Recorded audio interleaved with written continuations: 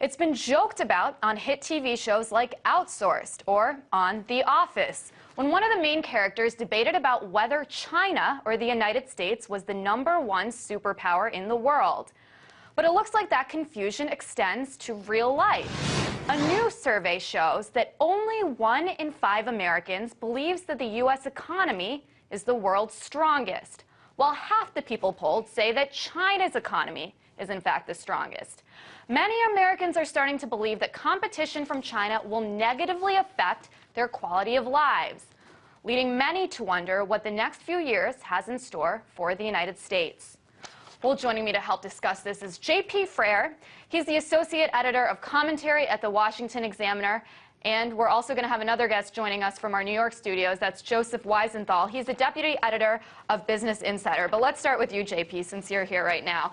Are these numbers really a shock? I mean, some people might say, hey, maybe this is a good thing that Americans are starting to question their superiority, and maybe this will cause people to face reality and actually think about solutions to get the country back on track. What's your take? I think that most Americans know how to get the country back on track. I mean, people know how to take care of themselves. I mean, the reason that China is China is actually worse when it comes to stratification. I mean, you look at how their government leadership is actually able to live fairly lavishly, but then the rest of the peasants don't get to live all that well. That's not a consequence of capitalism. That's not a consequence of people getting rich. That's a consequence of not enabling people to actually create wealth, which is something that's possible in this country. And I just love that you just had a guest on who, has already been on Wall Street for what he said, 30 years, has already made his millions of dollars. He still works for a financial firm, and he's talking about how, now it's more like a casino. What? I mean, he's still there. He's still working on it. It's because he's making money.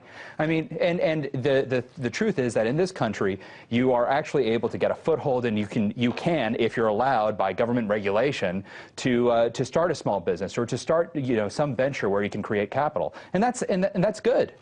Joseph, what about you? What do you think? Were these numbers really a shock to you, and do you think it's a good thing maybe that Americans are starting to realize that China's on the rise? Yeah, I mean, I think it's good that we're aware of where China is and everything. I don't think it's, I don't think we should be worried about it necessarily. I think there are certain aspects of China's rise that will pose a challenge. I think the effect on commodities and the surge for oil, stuff like that, will certainly have an impact on,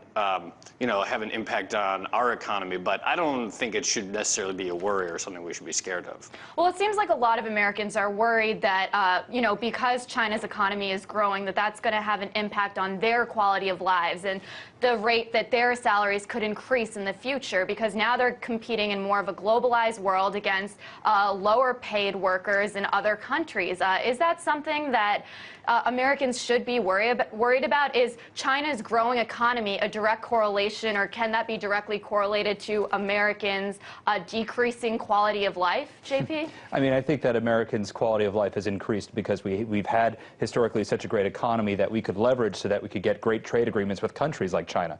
I mean, people have benefited from that. If you ever go to a store that sells goods that are manufactured in other countries, people are able to get them cheaper. Now, does that mean that it might hurt our manufacturing? It actually could, but the way that you fix that is by you enable manufacturing to really take a rise in this country. I mean, we tell everybody you need to go to a 4-year college, and we don't encourage people to go to trade schools. We accuse for-profit universities of being too self-aggrandizing as opposed to turning out people that can actually create stuff. I mean, if we want this economy to compete with China's and to do well, we should probably enable workers to do what they should be doing. And Joseph, in the poll, Americans did express optimism in certain areas, the U.S. workforce, corporate leaders, and education in the fields of science and technology. What does the United States need to do to remain competitive with a country like China? Should they focus on improving these things? Yeah, I think what JP said is basically exactly correct. I think we should look at, it's not about, a zero-sum game necessarily, whether China is winning in the manufacturing war and we're losing, but we should look at areas where we're not competitive. And it would appear that we have this problem where we have a lot of the population, which for whatever reason isn't fit or isn't inclined to go to a 4-year school and go into information work or, work in an office. And yet on the lower end of job availabilities, we're not thinking about what we can do to be more competitive reducing our own costs, whether it's the bureaucratic aspects that are hampering manufacturing or labor laws or environmental laws. And so we should actually think about what we can do to really open up and make more competitive some of those lower end industries. Again, not because making stuff per se is the route to prosperity, but more because we have a large chunk of the population that's what they'll be well suited for. Yeah, I was about to ask you guys, what areas do you think the United States needs to improve on to remain competitive with a country like China? One thing that the people in the poll said was they believe that the United States lags behind in primary and secondary education. Are there other examples that you think the United States needs to work on? I mean, lagging behind in primary and secondary education is huge, but of course we don't want to have the Chinese model. I actually don't know what the Chinese model would be, but we want one that embraces our sort of cultural character, which is more school choice, more charter schools, things that enable people to if they have an interest in something early on, to be encouraged and pursue that, and also to provide varying people with varying degrees of intelligence and varying degrees of skills to pursue the things that they have those skill sets for, and that's something that we're not doing in this country.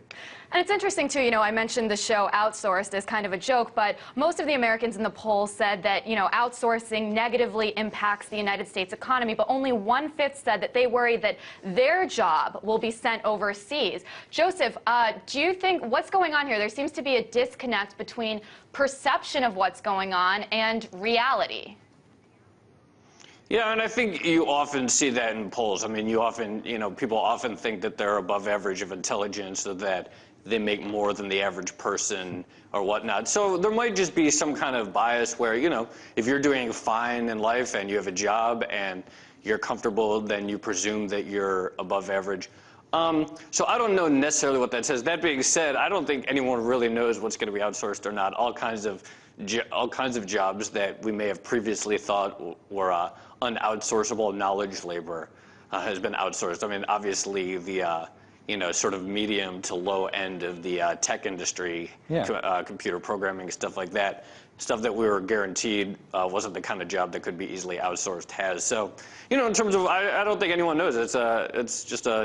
It's a tough guess. Yeah, and it's interesting, too, because when you talk about outsourcing, you obviously think about India, a country that I've traveled to very frequently. And President Obama was recently there, and he said, hey, Americans, you think about India as stealing American jobs, but there's also 1 billion people here and a growing middle class, and we should really think about marketing our products to them. They're, a new consumer group that we hadn't really considered in decades past. Why don't more Americans think about that, JP? Well, I mean, when we're talking about encouraging jobs in this country, encouraging people to actually pursue things that will create actual wealth, you look at the shrinkage of jobs in the private sector, and then you look at the huge increase in the number of jobs in the public sector, and then you realize sort of what's going on here, that there's sort of this grab mentality happening among union labor, among government officials, people that just think, okay, well, we can use taxpayer dollars to plug these holes so that that'll be a part of the economy that we don't have to worry about anymore. Unfortunately, it just leads to inefficiency. It doesn't actually create wealth. It's just redistribution, and it's not going to really get us out of this hole. And really quickly, Joseph, what's the answer for the United States to be able to compete in kind of a globalized world? A lot of Americans in the survey said they kind of wanted a protectionist model where the United States closes its doors and makes all of its products in America and brings back the manufacturing jobs here. Why do people seem to think that's a good idea instead of maybe trying to become more competitive? Yeah, I'm not sure. I mean, I guess there's an obvious appeal of kind of going the easy route, and this idea that, well, if we just tax, foreign companies or tax or reduce imports, then naturally the jobs will just spring up in the United States. And I guess to me that seems like a shortcut, and the economics sort of strictly says that's not going to work. Before we do anything that drastic, I think there's a lot we can do to just, as you say, become more competitive, whether it's, eliminating a lot of the red tape and regulations that hamper homegrown industries. The tax code could be simplified to a great degree, things like that. So before we, go down this trade war idea, there are a lot of simple things we could do to improve our economy that just getting on an even playing field with our own regulations. Yeah, it'll be interesting to see how Americans' perceptions change in the future if they think that the United States will retain its superpower status. I appreciate the analysis from both of you guys. That was Joseph Weisenthal, Deputy Editor of Business Insider, and JP Frere, Associate Editor of Commentary for the Washington Examiner. Thanks.